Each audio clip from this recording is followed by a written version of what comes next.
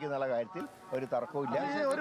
ഒരു നറേറ്റീവ് ഈ പറഞ്ഞ പോലെ ഇടതുപക്ഷവും ബാക്കിയുള്ള ചിലരും കൊണ്ടുവരാൻ ശ്രമിക്കുന്നുണ്ട്. അത് ലീഗിന് വഴങ്ങി ഒരു മുഖ്യമന്ത്രിയെ തീരുമാനിച്ചു എന്നാണ്. അതൊക്കെ CPM-ന്റെ അവസാനത്തെ പരാജയം 100% പരാജയം അംഗീകരിക്കുന്നതിന് പകരം വീണ സ്ഥലത്ത് കടന്ന് ഉരുളുകയെന്ന് കേട്ടിട്ടില്ല. അതാണ് CPM ചെയ്യുന്നത്. UDF എല്ലാവരും ഒറ്റക്കെട്ടാണ്. NSS ജനറൽ സെക്രട്ടറി ഇതേ ആരോപണം ഉന്നയിക്കുന്നുണ്ട്. BJP അതൊരു വലിയ ക്യാമ്പയിനായി അവരെ ഏറ്റെടുത്തത് മുന്നോട്ട് കൊണ്ടുപോകുന്നുണ്ട്. BJP എന്ത് വന്നാലും കേരളത്തിൽ ക്ലച്ച് പിടിക്കാൻ പോകുന്നില്ല. അത് യാതൊരു സംശയമൊക്കെ. കോൺഗ്രസിന്റെ ഹൈക്കമാൻഡ് പാണക്കാടല്ല.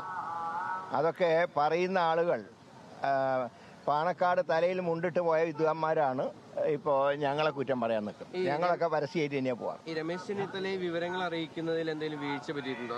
രാഹുൽ ഗാന്ധി അദ്ദേഹമായിട്ട് സംസാരിച്ചു എന്നാണ് ഞാൻ മനസ്സിലാക്കുന്നത്. അതിന് മേലെ കോൺഗ്രസിന് ആരും ഇല്ലല്ലോ.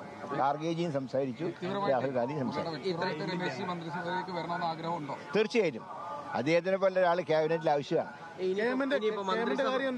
ഞാൻ എന്റെ കാര്യമൊന്നും പറഞ്ഞിട്ടില്ല. എന്നോട് സംസാരിച്ചിട്ട് ഞാൻ അങ്ങോട്ടും കയറി പറഞ്ഞിട്ടില്ല.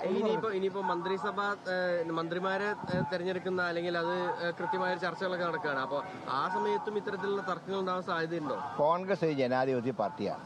അഭിപ്രായങ്ങളുടെ സ്ഥലത്ത് അഭിപ്രായ വ്യത്യാസം ഉണ്ടാവും.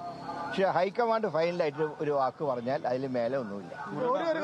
ഈ കേസിക്ക് ഇത്ര, പിന്നെ RCക്ക് ഇത്ര, VDക്ക് ഇത്ര എന്ന തരത്തിലേക്ക് ക്യാബിനറ്റ് വിഭജിച്ചു പോകുന്നതിൽ അതൊരു അപകടമില്ലേ? അതൊക്കെ ഇങ്ങനെ ഓരോ കഥകൾ പ്രചരിപ്പിക്കുന്നതല്ലേ. അതിനൊന്നും ഞങ്ങൾ മറുപടി പറയേണ്ട ആവശ്യമില്ല. പ്രതിപക്ഷ നേതാവ് എന്താ അഭിപ്രായം? പ്രതിപക്ഷ നേതാവ് പിണറായി വന്നതിനെക്കുറിച്ച് അല്ല, അദ്ദേഹം തന്നെ ഇരിക്കുന്നതാണ് UDFന് കുറച്ചുകൂടെ സൗകര്യം.